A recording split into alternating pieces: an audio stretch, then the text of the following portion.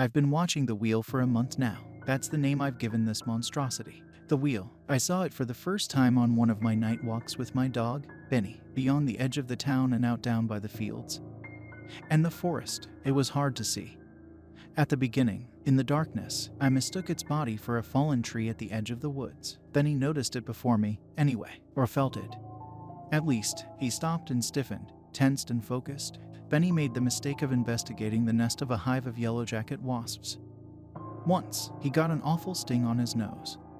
And he developed a hatred of anything even slightly resembling that nest that we find on our travels. His reaction here made me first think that he'd found some such object. "What is it, boy?" I murmured to him, but he wasn't looking down at the ground. He was staring right out into the field, growling softly from the back of his throat. I remember this feeling of cold, just slithering sickly over my skin. I remember crouching by the hedge and peering through, looking out on the farmland and following his gaze at what I first thought was this fallen tree, stuck in the ground at an unusual angle with branches outstretched and overlapping. I remember a feeling of terrible, icy dread drop like a stone into my stomach as the fallen tree shifted and adjusted its branches on that cool, windless night. My eyes grew used to the darkness, and the moon drifted out from behind a cloud, and the thing was washed in a faint, silvery light. I could see it a little clearer. Massive. You must understand, the size of an elephant. I guess, though far more scrawny and spindly. I still shiver thinking about seeing it that first time, watching it rising up onto all fours. It sickened me then, as it does now, even before I knew what it was capable of. I didn't dare speak, but I kept a warning hand on the back of Benny's neck. "Stay, boy. Stay low and stay quiet." How to describe the wheel's body? Picture the werewolf, if you can, from Harry Potter and the Prisoner of Azkaban. My nephew loves that movie. A bizarre reference, perhaps, but that's the best way I can think to describe it. Large, hunched and hairless, stretched over animalistic bones. Though more metallic looking, I don't know, rusty, almost. In its head. The creature's head. Its namesake. The monster's head is scarcely a head at all. Imagine, if you will, a huge, layered wheel. Again, metal looking, and ringed with dozens of minuscule little amber lights. Benny and I watched as the creature crept through the night to edge of the farmland. We watched as it leant back on its haunches with a low creak and looked up to the nearest tree. A pine, I think. We watched as the great wheel head began to spin, slowly at first, then faster, with a sound like a rising wind.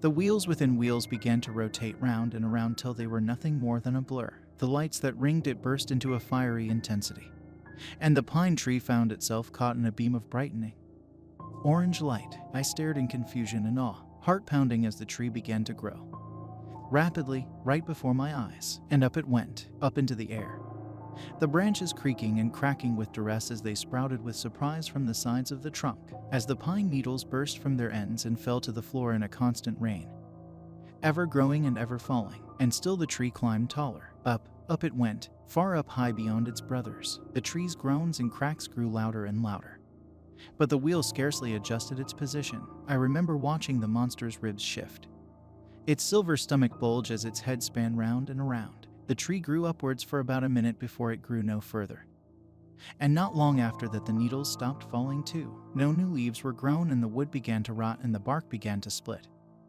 Though still the wheel held the tree in its gaze. The branches drooped and dropped from the trunk. The tree began to stoop and waver, groaning under the stress, until at last its roots gave out and it tumbled to the side, crashing loudly into its neighbor and resting there, dead, as its base began rotting away. Only then did the wheel's head begin to slow. The lights dimmed and the creature took a measured, careful step back. It waited perhaps a moment or two more for the spinning to cease and the lights to fade. And then that was it. I watched it look around and then bound away across the fields on heavy feet, disappearing into the shadows at the edge of the forest. That was all it took. All it took for me to become obsessed. Obsessed with the beast. How could I not be? Benny always knew where to go. He seemed to sense which of our walks would be wheel hunting walks beforehand. His whole demeanor was always totally different. He's normally such a happy and carefree guy, but the nights we went after the wheel, it's like he could sense their importance. So just under a week after this first incident, and several sleepless nights spent attempting fruitless research, we found the creature again, Benny and I, a few miles south of its previous spot, at the edge of a field filled with sheep. The moon was not so bright that night. The air was still at first, But I still recall the sudden fright I felt at seeing the shadowed rim of the wheel rise up from the ditch at the edge of the field, merge for a second with the shadows of the broken wooden fence, then climbing up and above. Clambering over and into the night, its limbs long, that circle of lights brightening and slowly starting to spin. ... Then faster. And faster. It's all right, Benny. Stay low, boy, I murmured in a wavering voice as we watched, crouched from our position nearby. Most of the sheep awoke and fled, bleeding as they bounced clumsily across the field. But one poor creature did not, caught in the beam of the wheel's brightening lights and frozen in place. We could only watch as the light grew stronger still, as the wheel span faster and faster and the monster drew hungrily closer. We watched as the wool began to burst from the sheep's body, graying and billowing out as the creature's ears began to droop. As its horns grew out from its head at an impossible rate, we watched as the sheep was enveloped in its wool and eventually collapsed to the ground. Down into the dead grass it fell as a pile of wool and bones. And only when it was little more than dust did the wheel pull back and allow the spinning of its head to slow. I ducked instinctively as it seemed to pass its gaze over our position in the shrubbery. It's difficult to tell where the creature is looking. The only clue is that circle of lights. It didn't come after us though. It seemed to enjoy the sheep more than the tree. As it went after 3 more that night being disappearing, it came back the next night too and took some more. Though on the 3rd night I found myself warned away by an angry farmer. 2 of his vehicles positioned in the field with floodlights blaring. Benny and I didn't see the wheel that night, or the night after that. But then, at the end of the week, Benny caught the wheel's scent yet again. All our walks were in pursuit of the wheel. By this point, I was losing sleep over the monstrosity. But I had to see it again, get some proper footage, or something. My phone doesn't record so well in the dark, but I have an old camera that might do the trick. I swear it had a setting specifically for night. So out we went, out into the night. We didn't leave the town, this time, just to the outskirts. We walked for the better part of an hour and pass a homeless man leant against the side of a building. Bare feet stretched out over the cobblestones as the drizzle began to patter down all around us. Even in, he nods to me, and I nod back. I pause at the sound of a noise from the far end of the street, but it's only a group of kids, teenagers. I guess drunk and stumbling home from one of the local bars. Benny stops beside me too though, fur risen and ears pinned back, and the homeless man seems to notice. They're not a bad group of lads. You know, he chuckles. They often have money left over at this kind of time. It's why I'm still awake. After all, nothing to be afraid of. In fact, quiet, I hiss to him. All of a sudden, then, sorry, but please. SSH, the man raises an eyebrow at me but does as I say as I suddenly drop to the ground, peering out down the street from behind a nearby bin.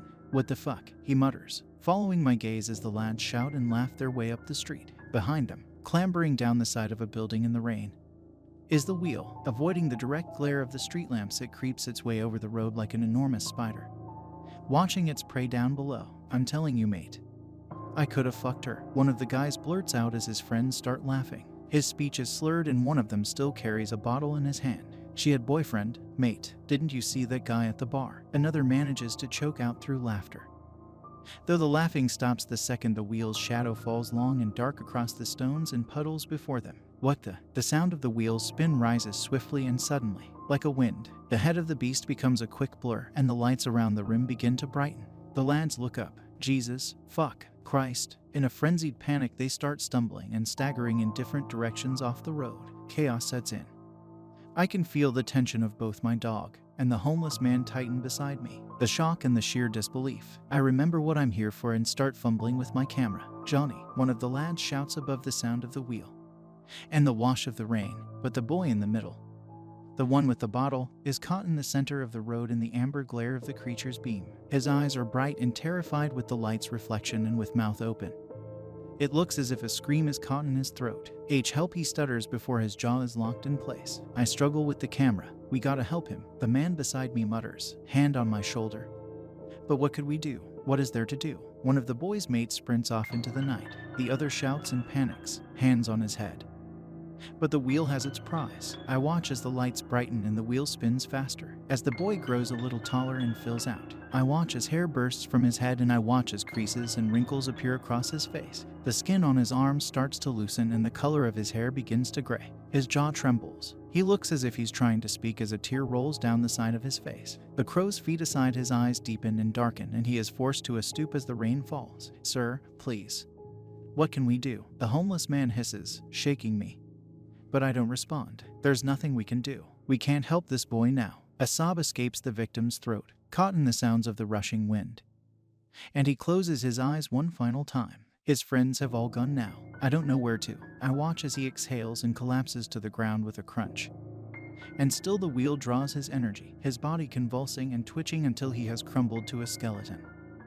And then as with the sheep to dust, already washing away across the stone in the rain, the lights of the wheel start to fade. Its spinning slows and the targeting beams fades away. Silence, but for the gentle patter of the rain, the ancient camera, at last, is finally roused to life. Da-da-da-ding, it proudly proclaims. A digital jingle, loud in the strained tension of the street. Too loud, actually, far too loud. Benny jumps at the sound, and he's not the only one. To my utter horror, the wheel, still balanced between buildings and perched above the street, swings round its monstrous head right towards our position with a terrible creak. And the lights reignite. Fuck. Benny barks. The homeless man swears and staggers back up against the wall, splashing in a puddle that has formed beside us. Terror strikes me. Run, I shout. And with Benny at my heels, we run down the street and race round a corner, sending up great splashes as we do so. Help! Wait! The homeless man cries out from behind me. And as I round the corner, I shoot a look back over my shoulder. I watch in dismay as he falls to the ground and thuds against the stones with a grunt. I watch as he is caught in the beam. His eyes meet mine, and I hear that terrible whirring, both eerily metallic and yet natural at the same time. The rising wind. I see the shadow of the beast creep into position from round the corner. Don't leave me, mate. The man pleads in a hoarse voice, but it is already too late. He reaches out a hand to try and lift himself off the ground. Then suddenly he freezes. The air above and around him shimmers in orange. I watch as he starts to shale, as his eyes roll back and a tooth loosens from his gums, falling to the stones with a clatter as his fingernails lengthen and hands become wrinkled and spotted. I am sorry, Gemma, he whispers before his lips crack still. A moth flutters into the beam and disappears before my eyes into powder. Benny is barking, and I become aware that I have stopped running. I am standing and staring, aghast, as the man on the ground takes his final, ragged breaths. Benny bites at my sleeve and pulls, and the spell is broken. I watch as the man dissolves into bones with a quick, sad sigh, and I turn tail and run, running through the streets round corner after corner, as far away from the wheel as we can, heading roughly back in the direction of the house, back to my lane, back inside. Slamming the door shut tight, I collapse against it, falling to the floor with my head in my hands. Jesus, hell, oh hell, oh hell, what do I do? What the hell do I do? It's been a week now since our last encounter with the wheel, and I still see that night in my dreams. The crumbling and disintegration of the people in the street, the glare of the monster. Benny rests his hand in my lap, looking up at me with those big eyes of his, and I scratch him behind the ear. You know, don't you, boy? You're ready to go out again. He barks softly and I rise from the desk. I grab from the side my latest purchase, a high-intensity LED floodlight. A massive thing and the weight of a brick, but it's bright, all right. It's bright as fuck, and the wheel hates the light. That's what I've assumed, at least. I need to stop jumping into these situations so carelessly. I need to think more, be a little more rational, have a bit more of a plan. I fasten on my coat and crouch down to my dog. You ready, boy? He looks at me, panting, and with a deep breath I lead us out onto the street. I'm nowhere near as confident walking at night as I used to be. Benny leads us through the deserted streets, sniffing his way through the darkness. A faint mist hangs unwanted round the edges of lampposts in the distance and clings to the base of the building. As we head further and further through the town, I find myself startled by every shifting shadow, every miscellaneous noise. Come on, I muttered to myself, get it together. But it won't be far now. Benny's gotten so good at following the subtle trail the wheel leaves behind. Benny stops and whines a little, and quickly I lead us to a nearby skip to use as a cover. A moment or two later, a figure, a shadow at first, then more clearly a girl, comes walking out from the mist and down the street. She has her headphones in, walking alone, her footsteps falling in time to some unheard song. This will be the wheel's target. Benny has begun to growl, and I see the collapsing bodies of the boy and the homeless man in my mind's eye. My heart rate increases and I start to sweat. Despite the chill, it's going to happen again. It's all going to happen again. I hear the man's voice in my head. We gotta help him, sir, please. We do. And I realize I have to do something. What's even the point of these exhausting midnight excursions if I'm not going to do something? Hey, I call out, with a hand cupped around my mouth. Psst, hey, but the girl can't hear. She walks right by on the opposite side of the street, humming quietly. She hasn't even seen me, nor has she seen the looming shape through the shadows behind her, a towering behemoth, rising up and out of the mist. A long limb stretched out far to grab a hold of a nearby building's emergency exit staircase, creeping as it did before, hungrily watching its prey, though it moves with less care. This time, it makes more of that creaking, metallic noise as it clambers. Has it grown less cautious in its hunts, more feverish for the taste of a human life? My voice catches in my throat. I can't call out now. I just can't. It'll hear me. It'll take me instead. The lights around the rim of its enormous head start to intensify. It's happening. My eyes dart from the head of the beast to the oblivious girl. Alone and foolish on her late-night walk, the wheel tightens its grip on the side of building right by me. And dust crumbles from between its claws to the street as its namesake starts to spin, faster and faster. And the whirring grows louder. The girl finally notices something is amiss as her shadow multiplies and splits right beneath her feet. She turns to look up and behind her in confusion. And her mouth falls open in horrified shock. The orange of the fiery glare of the wheel is caught in her eyes. And she is trapped. The wheel leans hungrily down towards her as she begins to age right before my eyes. She grows in height, right through her 20s as dark circles appear beneath her eyes. Creases deepen between her eyebrows as she stares with horror at the source of the lights. And a light of my own ignites with a burst of dazzling sun. A white, bright beam swung round and up into the face of the monstrous wheel. I would have thought of something badass to say, had I not been literally shaking with fear as I burned the floodlight into the wheel. Its own lights falter at once. And with head spinning it disengages its target and scurries backwards. A low and disturbing metallic shriek echoing from its head as the girl now woman crumples to the ground, groaning. Back, you fucker, back, I bellow, finding my voice at last as it knocks chaotically into the nearest wall, sending shards of crumbling brick raining down. On heavy feet and claws it staggers back and turns, hastening away into the night. Away from the intensity of the beam and into the safety of the shadows, still trembling. And not daring to turn off the floodlight's glare, I go to join Benny, already sniffing around the girl in the street. Hey, I say to her. Hey, are you all right? We've got to get out of here. She raises her head at me. And propping herself up on an arm, she shakily takes out her headphones. What was that? She murmurs, then seems surprised at the sound of her own voice. I don't know. She clears her throat, distressed. Something's off. She winces as she climbs to her feet. Looking down at her hands, her fingernails reach out far from the ends of her fingers, though she broke a couple in the fall. What the fuck is going on? She whispers. And my heart goes out to her. How old is she now? How much time has been taken from her? I'm sorry, I mutter. And what else is there for me to say? What do you say to someone in a situation like this? The sound of the whirring is returning. I can't see it, but I can hear it. Benny barks and growls. It's all right, Benny.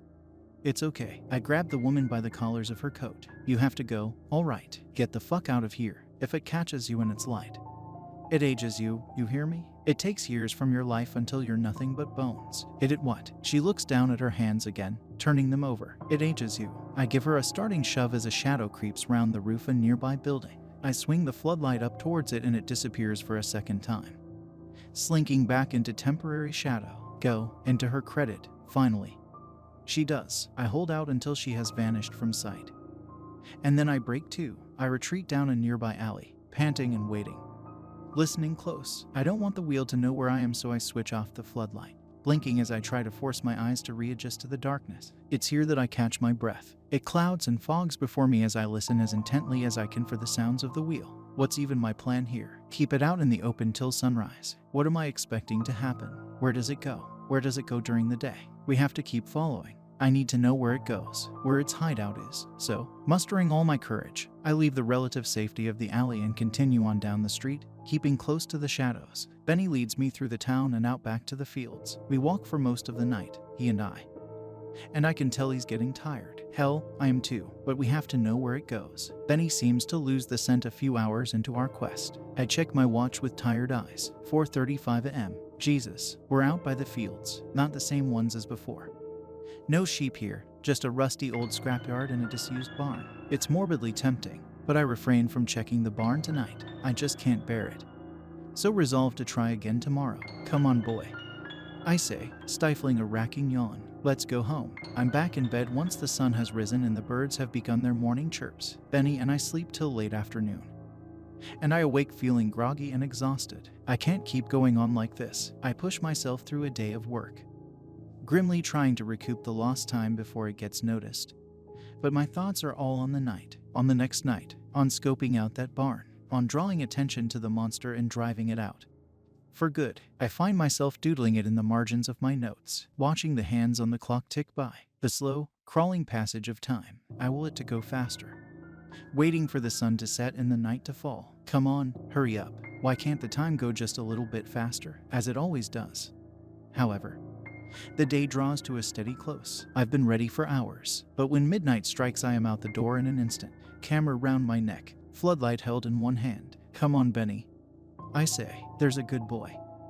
And out we go, out into the darkness. I want to head straight to the fields, straight to the barn, but Benny has other ideas. He keeps barking and trying to lead me back to the scene of the attack last night. Come on, boy, no. We're headed back to the barn, but he won't budge, and eventually I relent. Following along as he hurries back across the cobblestone streets in between the buildings to the road where the wheel struck the girl. What are we doing here? Benny, I murmur. As Benny comes to a stop, looking out over the street, tail wagging, I squint and see at the far end a figure stood beneath one of the street lamps, a silhouette, checking carefully around for signs of the wheel. Though emboldened by Benny's relative chill, I walk out down the street and towards the figure. As we draw closer, it turns to us, and I recognize her at once as the girl from the previous night. Thank God, she mutters as she marches towards me, taking me by surprise as she grabs me by the collar and stares angrily into my face. Benny barks at her, but she ignores him. Her eyes are the same, but the face that I look back into now, the face I see clearly in the light, is of a woman in her late 30s, maybe early 40s. What happened to me? She shouts, and already the tears start to fall. She loses her composure almost at once and releases me, crying softly into her sleeve. How do I go back? What do I have to do to go back? I run a hand through my hair with pity. I'm sorry, I tell her. I don't think there is a way back. She sniffs and wipes a hand across her face. She looks back at me. I've had literally the worst day of my life. You know, she says. I say nothing. All the problems I was faced with yesterday. Whether or not my boyfriend likes the other girl. What I'm going to study at college. Lyrics for the song I was trying to write. And the gift I was going to get for my mom's birthday. She forces a humorless laugh. All meaningless. Now, my friends and family don't recognize me. And why would they? I would kill to get back the problems I was dealing with yesterday. But yesterday is gone. She looks at her hands again. It's not fair. I feel so much older. It's just not fair. I want it back. I want to go back. Benny nudges her leg and she smiles sadly, scratching his head. She sighs. He's a nice dog. What's his name? It's Benny, I reply, and she nods. I'm Celia, by the way. It's nice to meet you. Celia. Ben, that's right. She cocks her head at me. But isn't that your dog's name? No, his name is Benny. She laughs for real now. It's a nice sound, though it's broken by a snort of amusement. You named your dog after yourself. What kind of a person does that? I didn't name him after myself. Damn it. I got him from a shelter. He already had the name when I found him. Ah, I see. She grins down at Benny, his tongue lolling happily. Still, very funny though. She scratches his head a little longer. So, enough chit-chat. How do we kill it, Ben? How do we kill the monster? Kill it? Listen, this thing is the most dangerous. She cuts me off. Do I look like I give a fuck? I have nothing left. You hear? I have nothing left. Her eyes shine in the light of the street lamps. So I'm telling you now, I am here to kill it. Whatever it takes. And so with a sigh, I gesture her to come with us, and Benny now leads us the way I'd expect him to, sniffing the stones and taking us out to the edge of town towards the fields and the abandoned barn. I tell her what I know. The wheel, that's what I've been calling it. It seems like it has to stay more or less in the same position while it eats. And it takes a moment or two to warm up, too. But once you're in that light, you're caught. You're stuck. What's its weakness? I don't know about weakness, but it hates the light. Other than its own, obviously. It avoids the street lamps and the sun, and it hates this thing. I lift the floodlight. That's how I scared it off last night. Is that it? Just light? Anything else you've learned? At all? What is the light, do you think? The light the wheel makes itself. I shrug as we leave the town behind us. It's another silvery moonlit night. I don't know. I'm sorry. I don't know much at all. Really, it can eat trees and plants as well as animals. Insects too. Trees, plants, she repeats. Insects, yeah, same method. It just focuses the beam and takes the life of its target. She rubs her chin in thought. So it targets insects and plants. Well, no. They just got caught in the beam. Grass around the feet of a sheep. A moth that flew into the light. That kind of thing. Her eyes light up. So the beam isn't all that focused then? Is it? If it kills anything caught in the light, I consider this. We climb the fence at the edge of the dark field, and carefully, quietly, make our way across the grass towards the barn, and Benny starts to whine, ears pinned back. "All right," she whispers to me.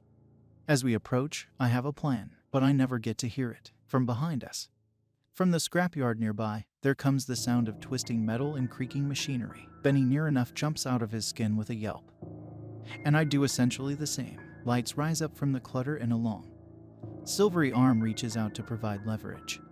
As the body and head of the wheel rise up from the wreckage, it whirs with menace as the lights blink into life and the great head starts to spin. It clambers down the hill of junk towards us with a sickening speed I had not yet seen from the behemoth. Benny races forwards to face it, barking loudly and angrily, teeth bared. "Benny," I call out in a panic.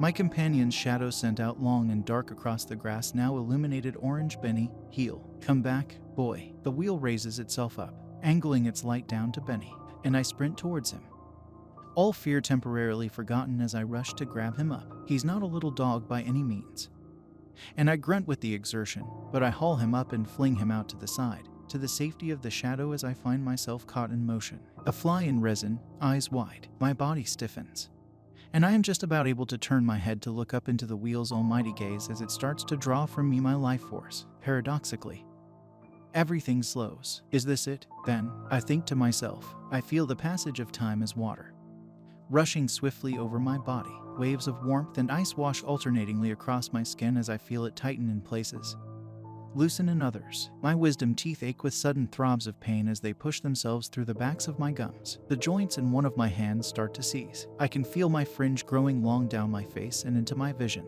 Did I lead a good life? Did I do enough? Is this all my fault? My obsession has done this. It has taken my time from me. Time I can surely never recover. But my thoughts are interrupted by a sudden shriek from above, and I catch a blur of motion through the darkness. Celia leaps from the roof of the barn and, like a madwoman, down onto the wheel's back. I cannot see what it is exactly that she holds, but it is sharp and it is metal, and she hacks it into the monster's neck, eyes wide and burning with fury. The wheel creaks and cries out with a metallic distress call, the lights faltering, and with a crack it tears away its gaze, leaving me gasping in the darkness, clutching my chest and looking down to my hands. How much did it take? A decade, perhaps, or a little more. I look back up. Benny is barking and gnawing at the wheel's legs. The monster itself swings its head around from side to side, furiously trying to shake off the attacker on its back. I return to my senses and grab up the floodlight, switching it on with a blast of light and aiming the beam at the monster. It recoils with frustration,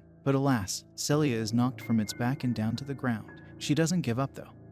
She immediately grabs a hold of one of the wheel's legs, stabbing her weapon in as deep as it'll go and keep a firm grip on the handle. The wheel in its rage looks down to its feet.